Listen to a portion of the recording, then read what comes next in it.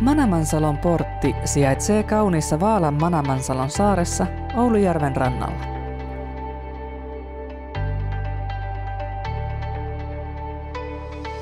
Manamansalon portin matkailuvaunualue aukeaa Martinlahden hiekkarannan ja Suojaisen mäntyrinteen väliin. Sähkötolpallisia vaunupaikkoja on 100. Näistä kausipaikoiksi voidaan varata 30. Manamansalon portilla on oma ravintola ja baari. Keittiön erikoisuuksia ovat designburgerit sekä Oulujärven omat ahvenet ja muikut. Baarissa voi rentoutua myös dartsin ja biljardin parissa. Ravintolan yhteydessä toimii myös kyläkauppa.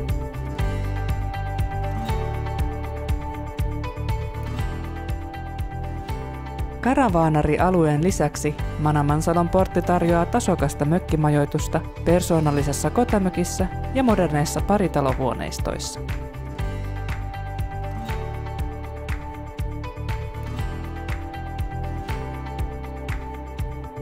Manamansalon portti sijaitsee geologisesti ainutlaatuisella Rokua Geopark-matkailualueella, jolle UNESCO on antanut Geopark-statuksen.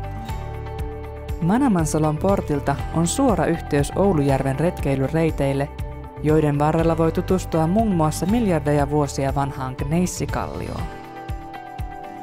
Alueeseen voi tutustua esimerkiksi Manamansalon portin vuokraaman fatbike-maastopyörän kyydissä tai patikoiden.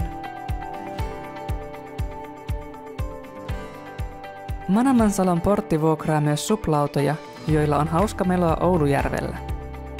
Alueella on myös tasokas frisbeegolf-rata ja kiekkoja voi vuokrata ravintolasta. Manamansalon portin kesäkausi on täynnä monenlaisia yleisötapahtumia. Kauden päätapahtuma on vuotuinen Gneissi Rock.